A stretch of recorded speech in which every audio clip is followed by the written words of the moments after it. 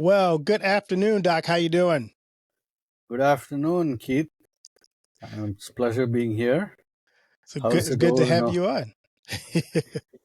it's my pleasure. So I like to ask my guests this question as we kind of get to know you a little bit better. What is the best piece of advice you've ever received?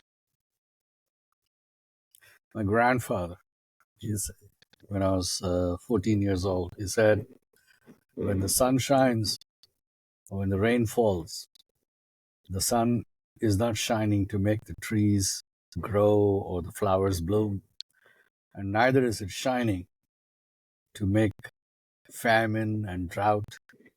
And when the rain falls, it's not falling to make the grass grow, and it's not falling to make floods, death, and devastation. All that the sun is doing is shining, and all that the rain is doing is falling. It is you who make the story. Oh, When it is you who make the story, why do you make miserable stories? I like that. That's interesting. It's almost like a little proverb there. I like that. Life just happens. Life is not out to either reward or punish you.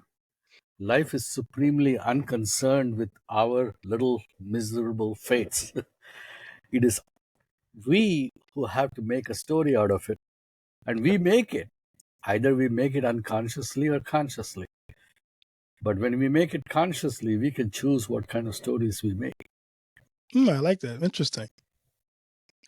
So, Doc, I'd love to have you tell us about your journey, your personal story, to get a little bit better idea of who you are and the path you've taken to get where you are today. I grew up in India. I was born in Bombay, and I grew up in eastern India in a town called Jamshedpur, which is very much like Pittsburgh. It's a steel town, and surrounded by hills where they would mine the ore from there, mineral-rich hills. And I grew up there, and I finished my high school, and then went to college. Uh, Went to medical school in the same state where I grew up. Um, my medical school was located, on the banks of the Ganges. Where most people have heard of the Ganges River. So me and my friend, we used to get up in the morning, go and swim in the Ganges, then come out, have hot breakfast of fried bread and potatoes and tea, and then head off to our classes in the morning. And I finished my medical school. I got my physician's license in January in next month. It will be 41 years. I got it Wow, in congratulations. 1983. 1983 January is when I got my license as a physician. And so after I did my residency, I was kind of frustrated. I was practicing in India. And I wasn't very happy with the availability of medicines. So I had all the knowledge. I could diagnose patients, but then I could not treat because I had very limited access to medicine. So I decided that I'm going to switch, and I switched into basic research, and I got a doctoral degree in that, and um, my work was of sufficient value and interest that I got offered a postdoctoral position to join Harvard as a research associate, and that's what brought me to the U.S. I came as a research fellow at Harvard Medical School with a dual appointment. I was a research fellow in medicine at the medical school, and I was also a research fellow in medicine at the Massachusetts General Hospital Cancer Center. So landed in Boston with about $30 in my pocket and a letter of appointment. It was like those classical stories where immigrant stories. Uh, I remember my first time when I landed. I landed in JFK, and I had to stop in New York for a couple of days. So I had a friend who was doing his doctoral work in Rockefeller. So I got off the cab station. I didn't know enough about New York to know exactly where I needed to get off. So I got off about 4 blocks early, and so I'm pulling my suitcase, it's Samsonite suitcase. I'm rolling it behind me, pulling it, walking up the street in on 56th Avenue, 57th Avenue, something like that. Dragging it up, and I'm having this weird feeling. It says, this doesn't feel right. Why do I feel strange? Why do I feel strange? And I keep going 1 block, 2 blocks, and then suddenly I realize, damn, for the first time I'm a minority. I'm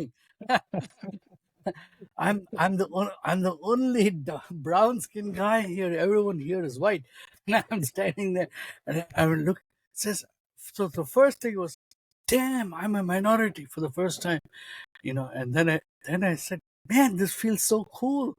Like I'm a minority. Like for me, it was like a novel experience to be a minority, and I was like, yeah. And then suddenly, in the far distance, about 1 block away, there's this brown skinned guy coming, and you won't believe it. Like it's like laser.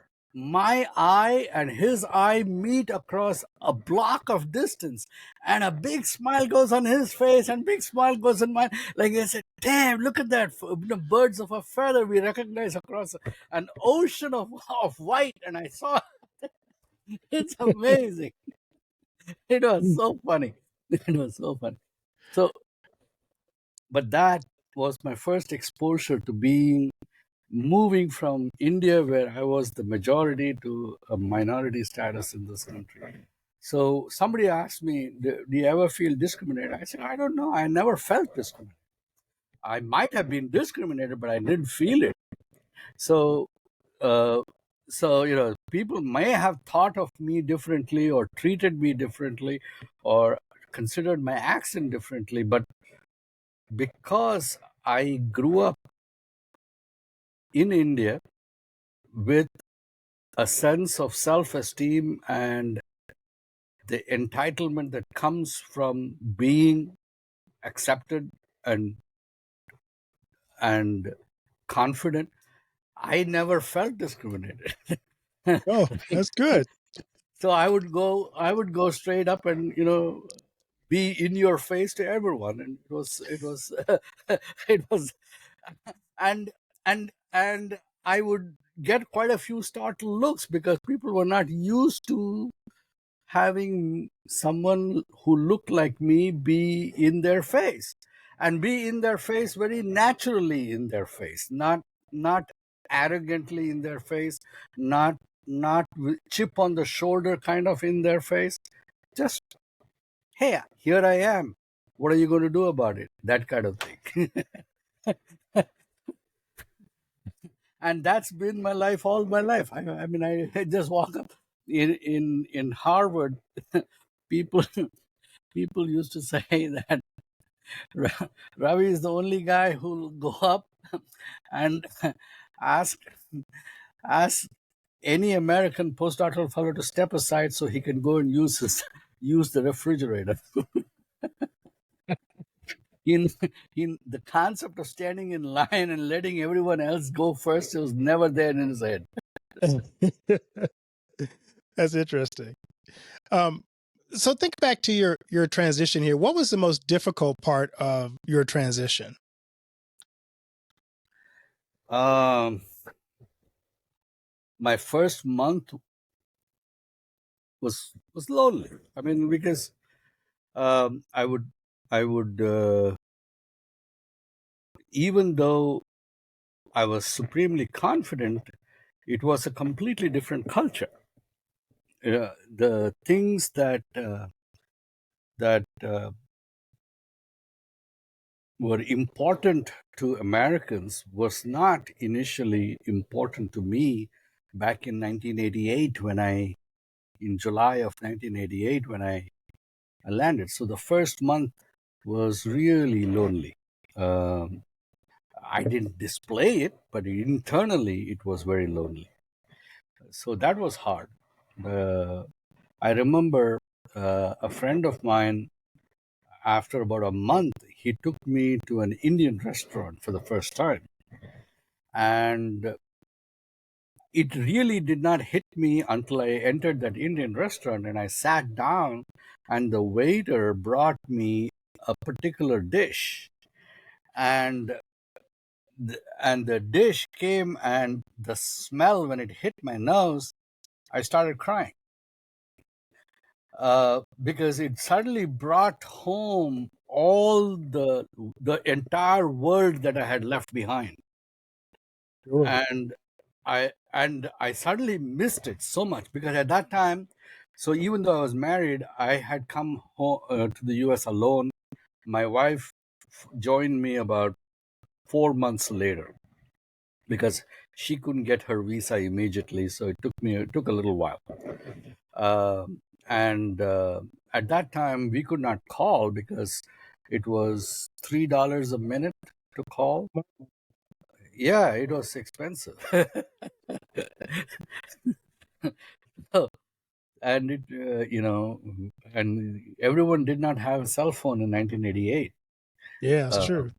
yeah, so it was difficult.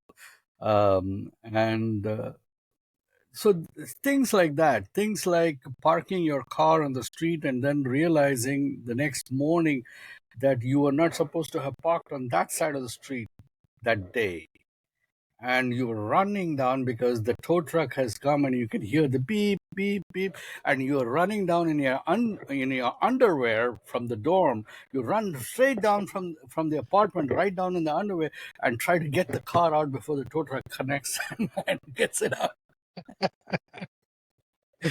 Oh uh, my. uh, I remember my first day at my job. My boss, at lunchtime, he said, "Okay, Ravi, come on. We're all going down to the Boston Harbor. We are going for a cruise, a lunch cruise. Like for $10, you buy a sandwich.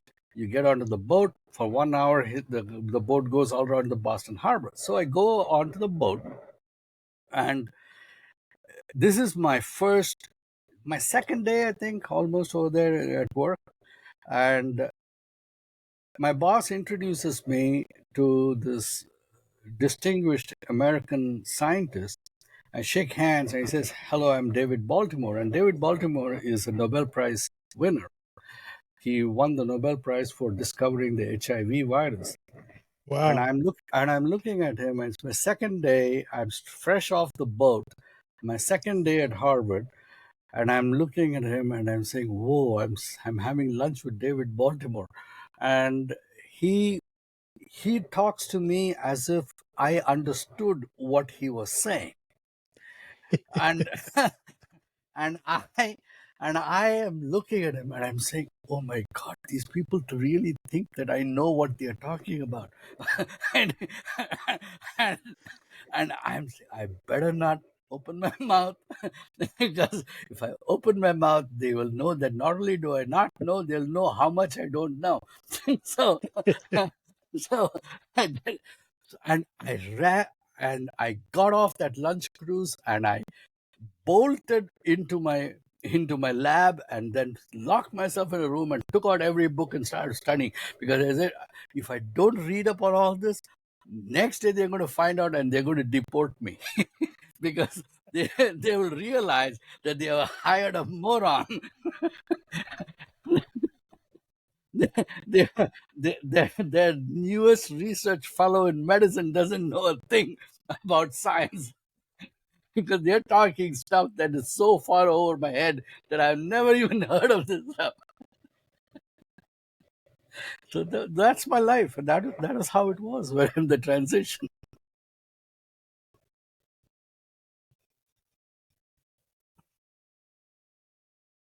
You're frozen.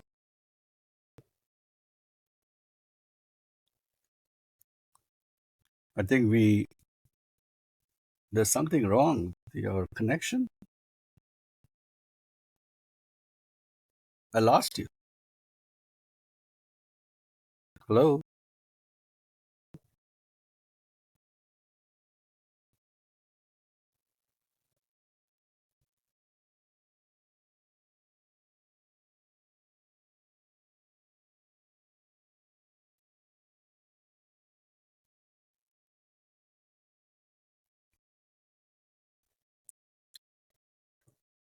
I'm Welcome not sure back. what happened on that. I don't know. You suddenly froze, and then I lost you. But Oh my no. my thing was going on at my side. You're probably going to Oh have to edit that segment a little bit. yeah. Luckily, I paused it Yeah. on Okay. my Okay. end. Okay. One thing before we get started again, you might want to lift your microphone a little bit because it's rubbing up against your shirt. There you go. Sorry. Oh, that's good. It only did a couple of times. All right, here we go again. So I'm curious, Dr. Ravi.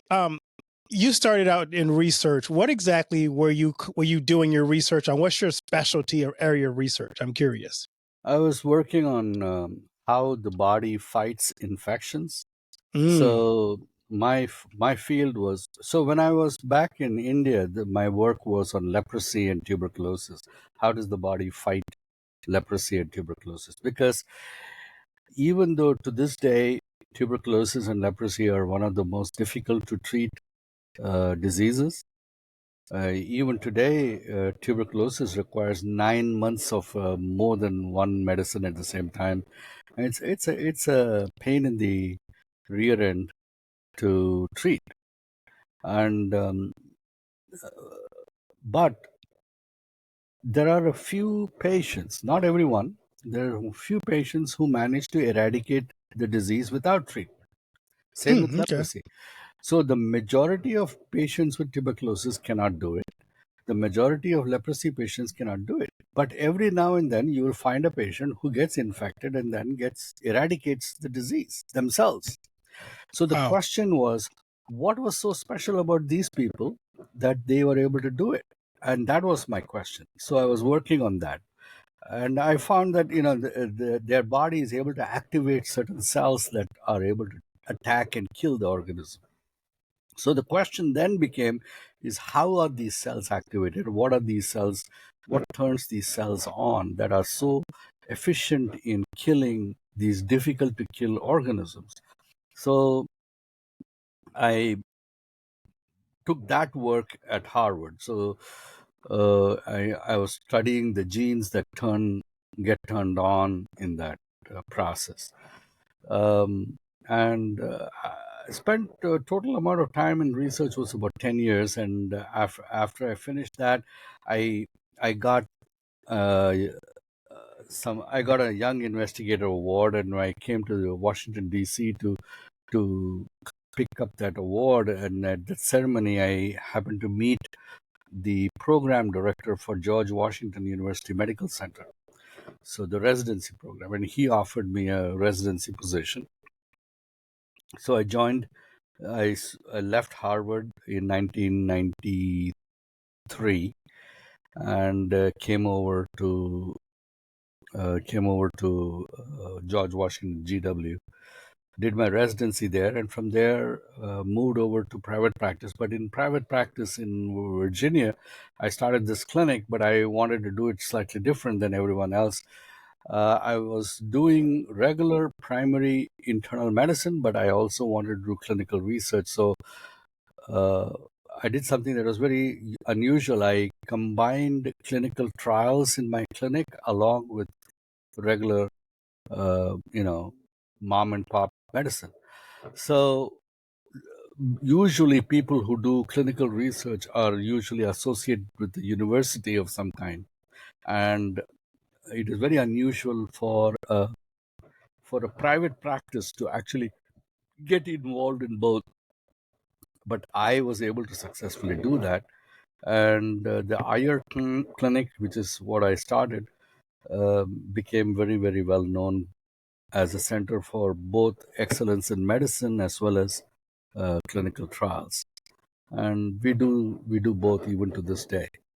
Um, so and during the COVID pandemic, that really helped us because we were the one clinic that was able to leverage the latest protective equipment and so on and so forth to keep ourselves safe and to keep our patients safe. So we became um, uh, we became one of the first community testing centers and treatment centers, and we became, over the course of the next year and a half, we became one of the busiest community centers in Northern Virginia. So let's talk about COVID, because I know people have a lot of misunderstandings about COVID. What did you, as a clinic, what did you discover about COVID that maybe people misunderstand about it? So the COVID pandemic, so I write about it in my, I wrote a book called The Reaper's Dance. It's actually here. It's right here. Uh, uh, Oh, okay. yeah. So it's called The Reaper's Dance: The Thousand Days of COVID, and that book is actually um, um, a testimony to our experience in the clinic.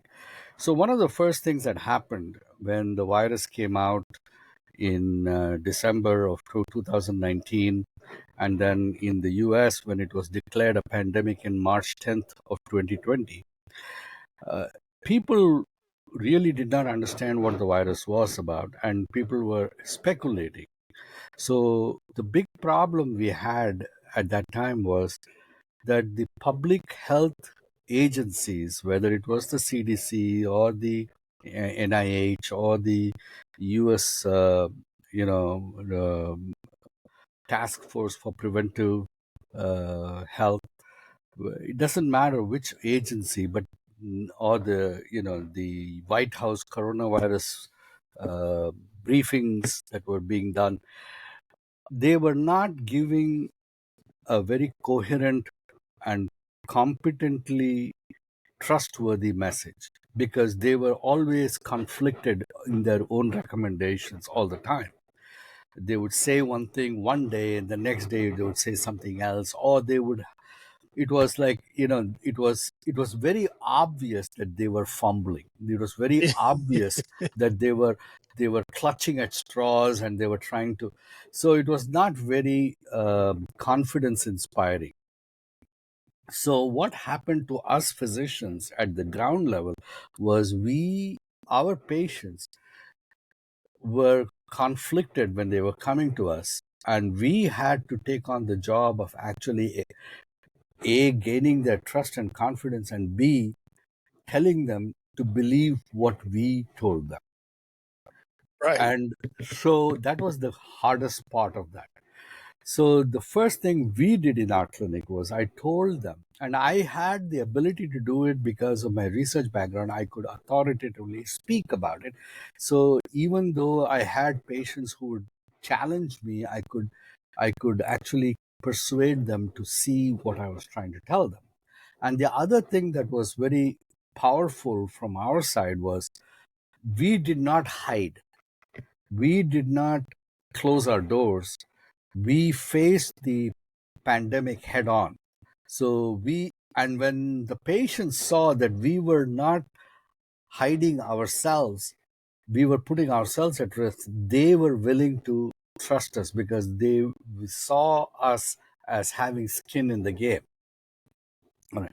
So the first thing I told them is that, listen, this is a respiratory virus. So forget about whatever they are saying. It is not going to transmit predominantly through touch or contact. Yes, you need to wash your hands a little bit, but uh, you don't need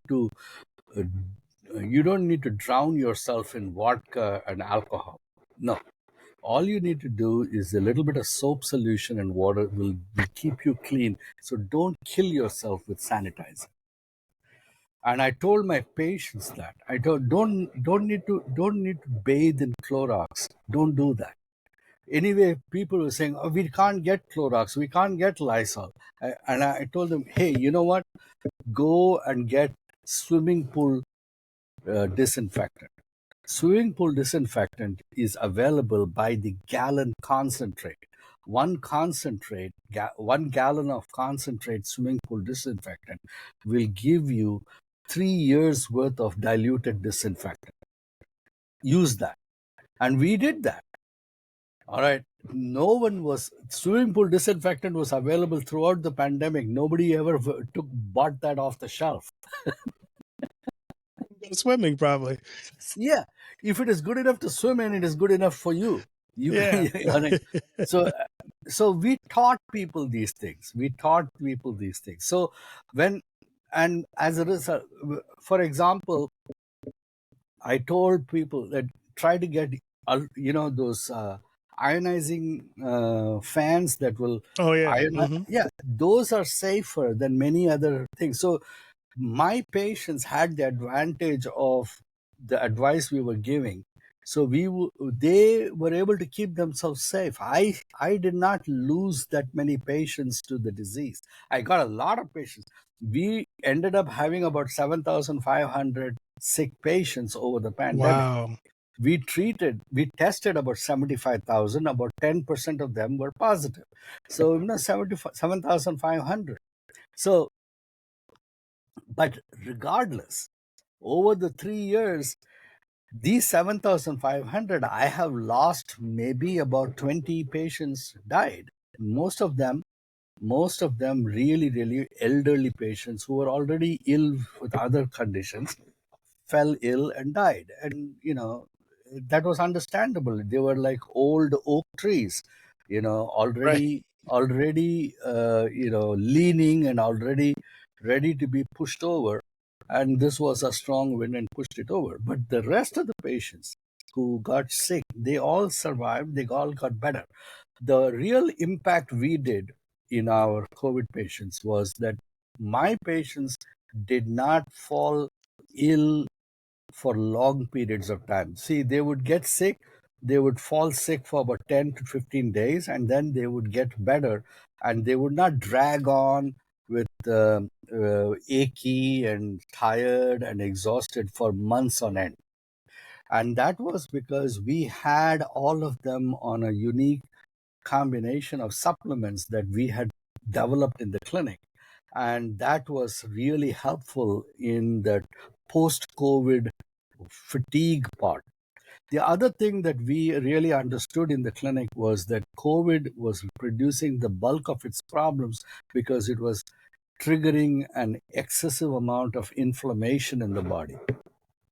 So, anti-inflammatories really made a difference.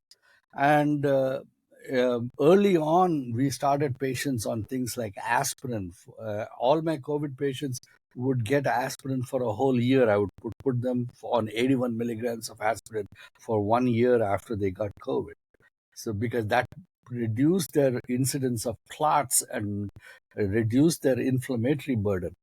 Early on, we put the more ill patients on prednisone, and that made a big help. And later on, even hospitals started using prednisone as a standard treatment for all COVID patients. So during the first 3 or 4 months, the medical establishment was running around like a chicken with its head cut off, and that was the biggest tragedy of the pandemic. So, a lot of people are always trying to find good locations to find good medical advice. Do you have a site or your writings that you recommend if people are trying to get, good informative answers about medical situations? Where could they go find that information? Well, my clinic, we have a website called the IyerClinic.com, but we don't do, I don't have a medical blog or something like that. But if somebody were to email me, I'll answer them. And I'll answer them, and I will to the extent that is legally possible, and which is I will give general wellness advice. That's not a problem. When it starts going into more esoteric questions, then I'll say, listen, I can't do all of this over remotely. You're going to have to come face to face so that I can actually talk to you and get a better feel. It is not fair to you. It's not fair to me to do that. But yeah. But if somebody were to ask me routine medical advice, there are certain things like what can I do to reduce my cardiovascular risk? What can I do to reduce my inflammatory burden in my body? Yeah, I can definitely give advice like that. That's easily done. There's plenty of good authoritative work that is already there that can be reliably handed out to people for them to use. So you do a lot of writing, you said. So where can people find your writings and learn more about what My you do? Yeah, my website is www.driyer.com, driyer.com. And if you go there, that's my one place where you can see everything I do. The books that I write. I'm right now in my second book that I'm developing along with two really brilliant students. We're writing on neurodiversity, on how does how do you marry neurodiverse people and neurotypical people in tomorrow's workforce, because tomorrow's workforce is going to be more and more brain power. And in the creativity aspect, people with ADHD, people with autism spectrum disorder, Asperger's syndrome, these are the people who are really, really creative. You know, the kind of work that you see by Vincent van Gogh, uh, Picasso, Salvador Dali, these people are not normal in their thought process. Einstein is a neurodiverse person, but the neurotypical part of the world is different than the neurodiverse. Neurodiverse people are far more creative. They have other problems in execution. So in tomorrow's workforce, we are going to be less and less muscle power and more mind power. And that is going to require tomorrow's corporations to rethink their workforce and how they arrange their work environment. So that's my next book that we are working on. So you can come there. All my speeches, my podcasts, my talks, they are there. People can reach my clinic through that website, drier.com. So it's an easy one place uh, to go kind of place. Oh, that's great. If you had one message for humanity today, what do you think our greatest challenge is, and how do we kind of deal with that greatest challenge? So the biggest problem that is there all over the world is the, there is something that I call the poverty mindset, and it automatically drives a kind of thought process or worldview of us versus them. And I'm going to explain that a little bit more. See, the vast majority of people on the planet, it doesn't matter if it's the US or it's India or the Europe, it doesn't matter. Everyone is living life as if that the things that matter most to them, the things that they want most of, is in short supply. They live as if that if they don't grab it right now, it's going to go away. It's going to either decay or disappear or going to be taken away by somebody else. And they got to grab at it. They got to literally snatch it, even necessarily, sometimes maybe even snatch it out of somebody else's mouth if for them to have it. Because if they don't get it now, they're never going to get it. So this particular problem is what I call the poverty mindset. Because they believe that the resources of their life is defined in time and space. They think that they are physical objects. And the problem with that is that in actuality, the resources are not out there, they are in here. Right. They are inside. And unless you realize that to be resourceful requires you to understand that you are the creator of resources. And once you understand that, you suddenly become full of resources. See, resourcefulness is a state of mind. It is not somebody who has everything in the world in his possession. A resourceful person is a state of mind which makes him able to create resources no matter in what situation he's put in. No matter what circumstance life throws at him, he turns it to his advantage. That kind of person is the leader and the steward of life. Such people operate in what I call the abundance mindset or a creator mindset. They actually live that they are the architect of the world all around them.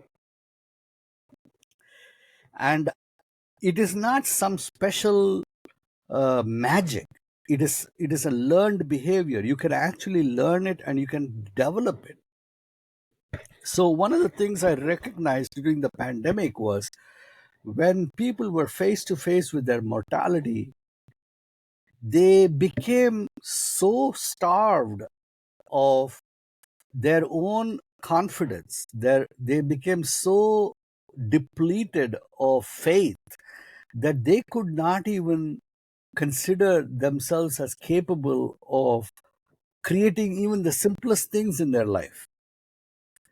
And they became totally paralyzed by fear. And in the clinic, we were able to show them a way out of it. So once the pandemic kind of became less of an issue, I asked myself the question that this is what we in the clinic do.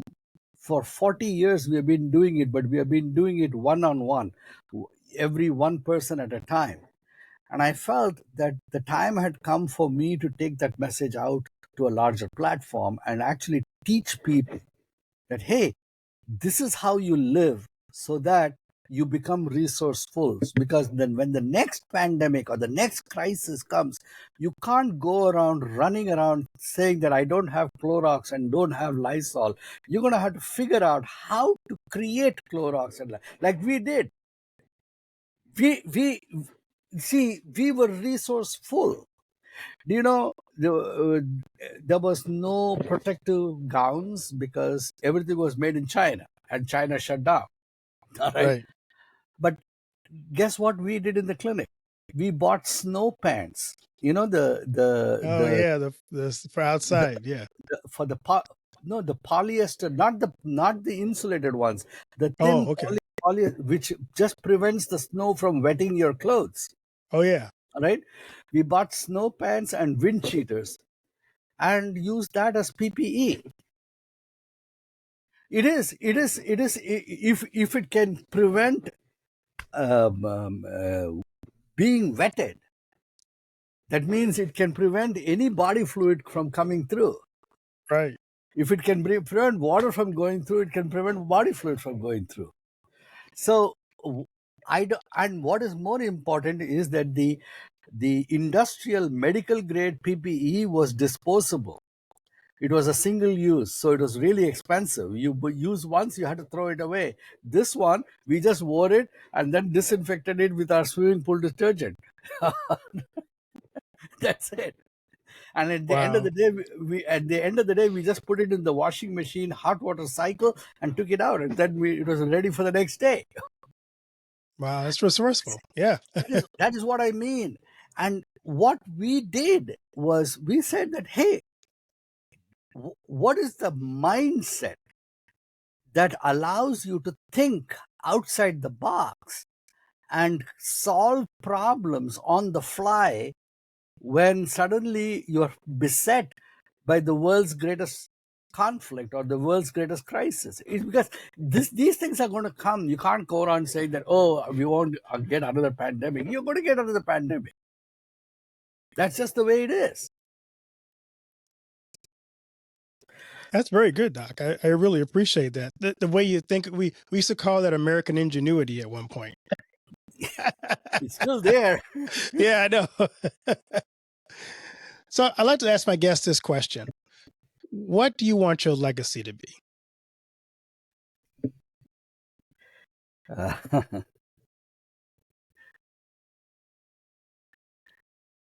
I just want to be known as a person who cared. That's all. I love that. That's all. He cared.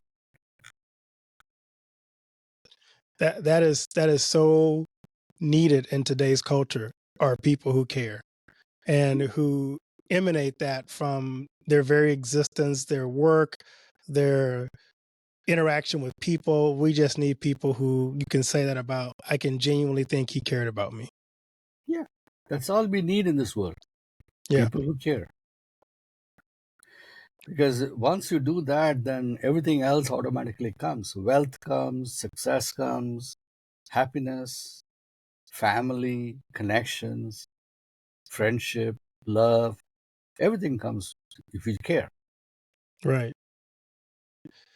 So, Doc, one other question: what are you most excited about in this season of your life and your practice? I'm excited about where my life is going right now. I started, I made the decision to do this in Thanksgiving of last year, of 2022. I started writing the book December 10th. By February 11th, the book was done.